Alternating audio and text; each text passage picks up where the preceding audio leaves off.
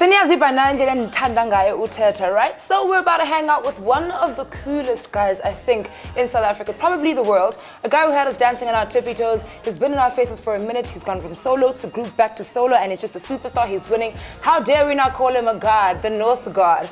L.E.S, how are you? Congratulations on the show, by the way. The set looks sick. Thank you very much. North God, how are you doing? I'm good. You know me, I'm fresh to death. All day? I'm living good. I'm nice. So I've always been interested in when the North God came about. You know, you've gone from literally tippy toes when we were all doing this and looking awkward as hell in high school, and you've moved successfully through to, you know, Josie, you went to Mr. Fresh to Death, and now you are the God. Tell me about that transition. Like that's been quite a journey. Yeah, it has been quite a journey. You know, you could pretty much say I'm a living legend right now. I will not even fight that. I will not fight that at all. I'm with you, actually. Yeah. That's probably why I agree just a bit. I just think, I think the nickname just kind of started with with the family internally, and I just guess it just kind of. Oh wow, your family's that cool? No, not my real family. I'm talking about people like AKA Burner Boy. That's still a cool family though. Yeah, true. That's not a usual family. Yeah, so it kind of started in-house. Internally, people started calling me the North God, and I kept wondering why, wonder why, and from kind of all the things I've done musically and some of the things that I've done behind the scenes, from partying, obviously I throw some of the hottest parties and some of the other things. Yes, the all white that everybody scrambles for every year, guys. Exactly. You should see the line outside his house on the day. It's quite ridiculous. Exactly. So I guess from all of that, the homies just started calling me North God. It was like, yo, North God. Yeah.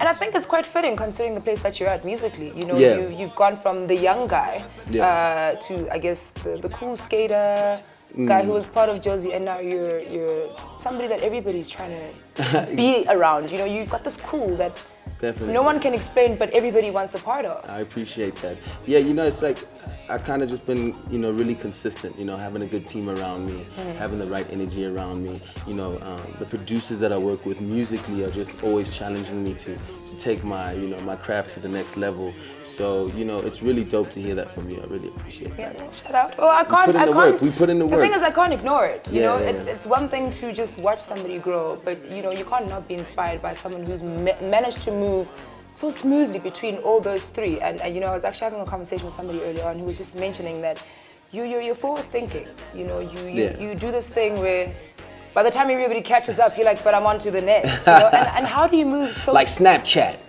Wow. Like Snapchat. I put everybody on the Snapchat, you hear me? You heard it on the lyrics. Exactly like that. So how do you do that? How do you keep present, but bring us almost a peek into the future with your music without disorientating us and still keeping us in the loop? I kind of feel like I'm always searching. I'm always just listening out for some the latest stuff. That's just me personally. And like I said, the crew, the family that I surround myself around, the producers. It's always it's always good to seek old advice from somebody older, but it's just as good to seek advice from somebody younger. You know what I'm saying? So I keep my ear to the ground with these young kids, because these young kids are so fresh and got such a fresh way of thinking, and they definitely just literally keep me on my tippy toes all the time. As we've done since day one. So now, you spoke about the fact that you always keep your ear to the ground. How much of that actually affects you musically? I mean, it's one thing to listen to trap. It's one thing to make trap now because everybody's making trap music. How much of that actually plays a role in what you create? Because you can recreate what already exists, or you can tune it and personalize it, which you've actually done. Yeah, what I like to do kind of is just make sure everything's really organic. A lot of people that have been with me in studio, don't necessarily know what kind of song you're gonna make with me in studio until we're in the studio. I'm very focused on the energy, that me and the person are gonna collaborate on. So it's not necessarily focusing on, we gotta make a slow jam, or we gotta make a trap song. Especially when I work with Burner Boy. Burner Boy and I have made plenty of tracks, and they're all different. It's because of the energy. You gotta keep the energy right. How everybody's feeling, what people are saying.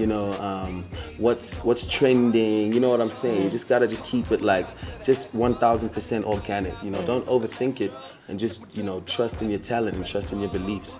So how do you go about picking who you want to collaborate with? Oh, I actually man. want to find out how you collaborated with Muzi and Mai on 6 a.m. Oh, I love that song. It's a dope song, very dope right? song with an Yeah. incredible video as well. I Shout out really to want to them. hear the story of that because no Muzi's fresh in the game. Yeah. Mai's an OG. Yeah. You're in between all of that. That's you're the still triller. fresh. You're an OG. I'm young OG.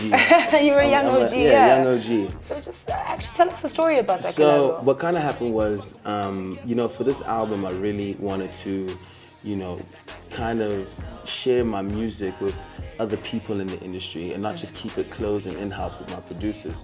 So, it was kind of, like I said, the team was always suggesting new things.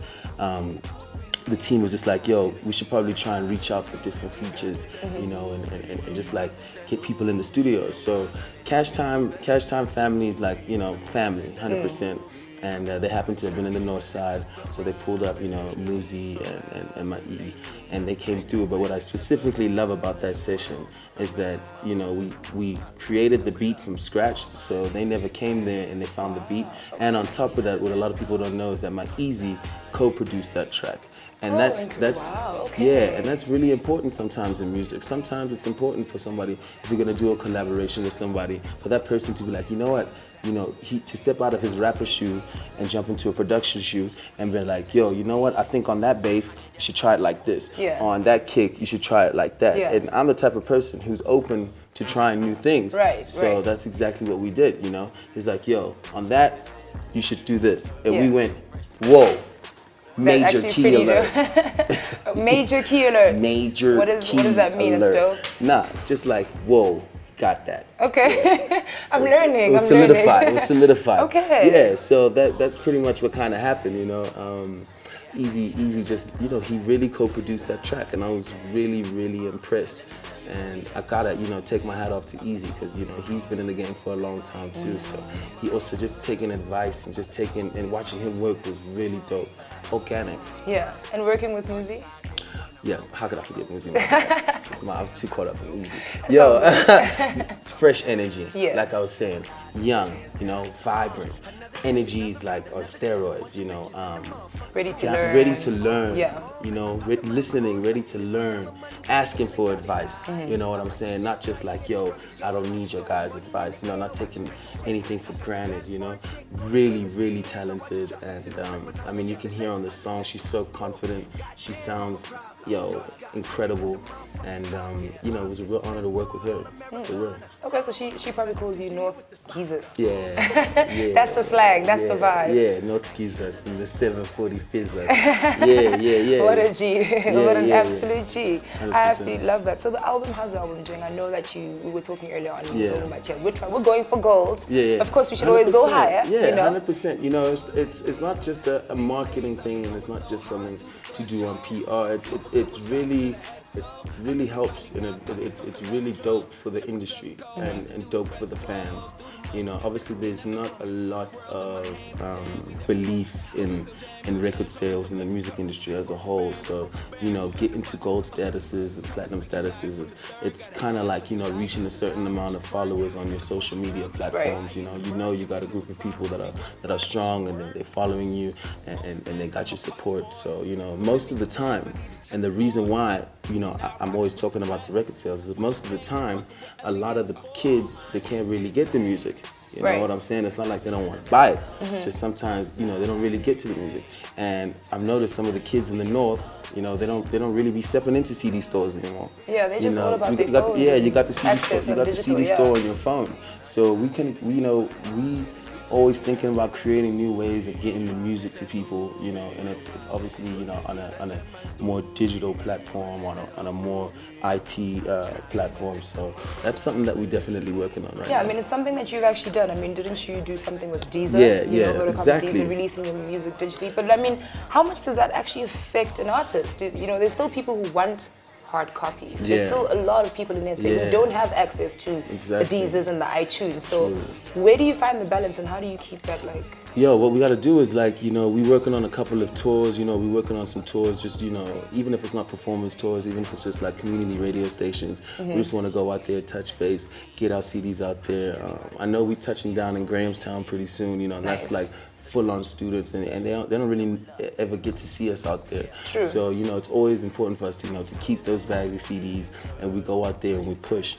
You know, as far as the digital platform perspective, yeah, working with Deezer, wonderful, you know. Some kind of platforms don't necessarily need to be direct with the music content, but can also have the music content as a bonus. So, you know, imagine if Facebook back then came with 4 or 5 free albums, you know what I'm saying? It's just something like that, you know, that you don't, you know, that you didn't really think. It's not directly aimed at the music, but it's kind of like also aimed on a social aspect. On a social aspect. So those are the type of apps and those are the type of ideas we'll be thinking about getting creative behind the scenes, and you know, those are the type of things we're looking at in the next couple of years time. Okay, I like that. I like that vision. I'm sure all the guys listening who want to be the North Guard. Thanks. There's only one North Guard, but you know, everybody can keep trying. Everybody can be a North. You see, that's the whole thing also about being, you know, the North Guard, is that everybody can be one. It's not about how much money you have.